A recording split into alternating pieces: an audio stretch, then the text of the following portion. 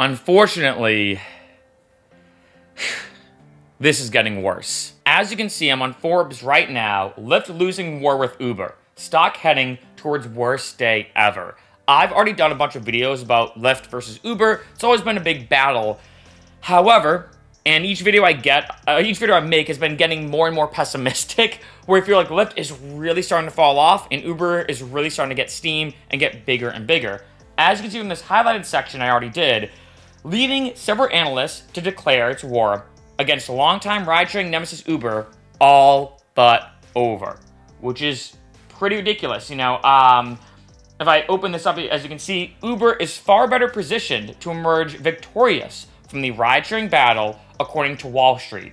Now here, they basically talk about these stocks and what's going on when it comes to Lyft. Although yes, you may not be invested in Lyft in terms of their stock prices and everything. Remember, if the company's not doing good or well financially, this is going to have a direct impact on you. And I'll talk about that in a little bit later in this video. But the biggest thing I want to say right here is that Lyft also expects about a $975 million in revenue in the first quarter, also far below analyst expectations, as Lyft's financial growth grinds to a halt. Even going back up here, Lyft disclosed a 76-cent loss per share in the last 3 months of 2022 compared to the consensus estimates of a 13-cent per share profit in the period.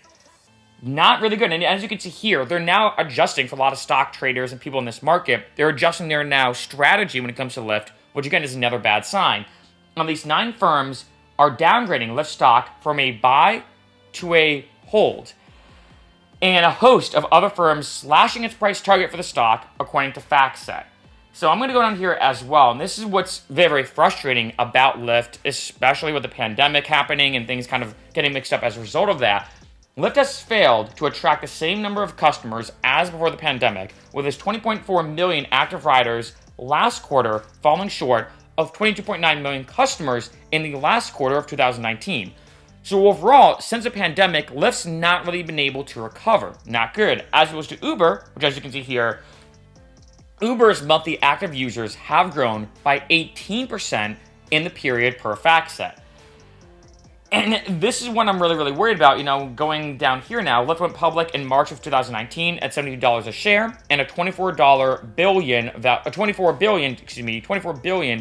valuation, about 6 times as much as its $3.8 billion market capitalization on Friday. Shares fell 74% in 2022, and going even more down here, Lyft's dismal earnings report came a day after Uber reported its strongest quarter ever. So as Lyft is doing worse and worse, Uber is doing better and better and better. And, as you can see here in terms of this main statement, what to watch out for, how Lyft proceeds amid worsening settlements on Wall Street. A sale is Lyft's best path forward, basically talking about, what to do when it comes to stock prices. But overall, it's going to be kind of tricky because, as I say here, New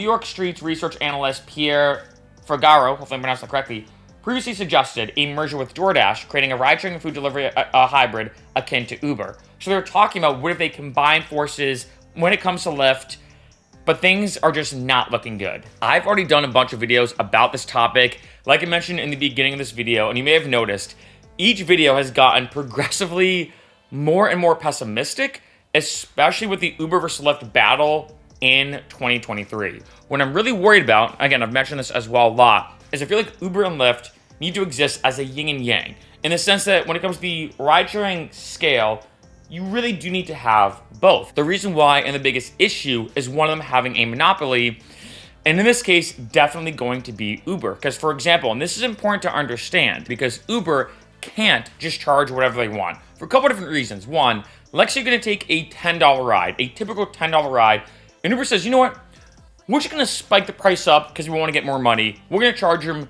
$50. One, no one's going to spend that much money. They may be like, you know what, I'll just drive or something like that. But the second reason, and a very important one, is they know there's a great competitor, Lyft. They know for most people, whether it's drivers or riders, when it comes to both, if, let's say, I pull up Uber and Uber's just outrageously, obnoxiously expensive, Well, then I just pull up Lyft and I order a Lyft. And because that's in the back of Uber's mind, I think that's very important. It is important that they just can't price gouge you by charging an insane amount for a ride that should cost a lot less. However, with this happening, like I just showed you with Lyft falling off more and more and more, I think two things are kind of a possibility right now, because I'm not going to lie, if things continue like this, with Uber getting bigger and Lyft getting smaller, it is inevitable Uber will remain victorious, as even Wall Street predicted. So here's the situation. Here are the two kind of possibilities we have right now. One, Uber, of course, takes over Lyft. They get rid of Lyft. Very similar to what Twitter did with Vine. Lyft goes away forever. Definitely, in my opinion, kind of the worst thing that could possibly happen. Like I said, you do need to have two, because this could go back to almost what existed with the taxi situation. I've mentioned this in other videos. When I was in Boston, when I was living there after college in 2012, any single time after a bar, we'd have to taxi back, right? We're, like, say, super far in Boston, and whatever the taxis would charge us, we'd have to be like, you know what? Yeah, they wouldn't charge us $40 to get home. There's 3 of us, so if you do the math out, it's about $13 a person.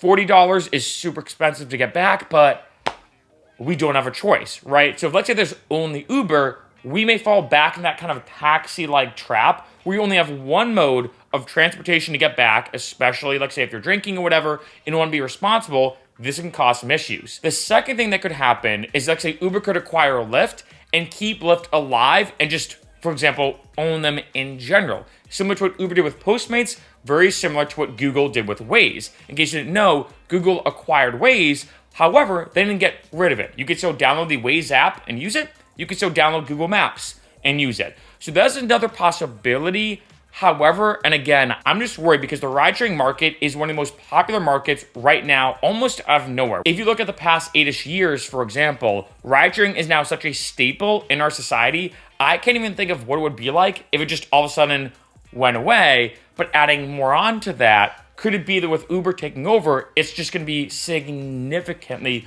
more expensive? That's the thing I honestly don't know. Now, hopefully, I feel like hopefully, if, let's say, or maybe even when, Uber does acquire Lyft and takes over Lyft, and again, whether they get rid of them completely, which I'm not going to lie, I do not think they do that. I think they take over Lyft and do something similar to, like, say, Postmates, like I just mentioned, where Lyft still does this kind of own thing in a sense, but just Uber owns them and has acquired them. I feel like that's the most likely scenario out of all of this. That way, at least there's some kind of difference, hopefully, where, like, say, if you pull up Uber and they're super expensive, Lyft can be cheaper, and sometimes vice versa as well. But overall, I just gotta say, this is definitely the worst and darkest sign of what's to come. And it could be that in the next month, 2 months, maybe even sometime this year, that one of the videos I'm going to make is how Uber has now officially acquired Lyft.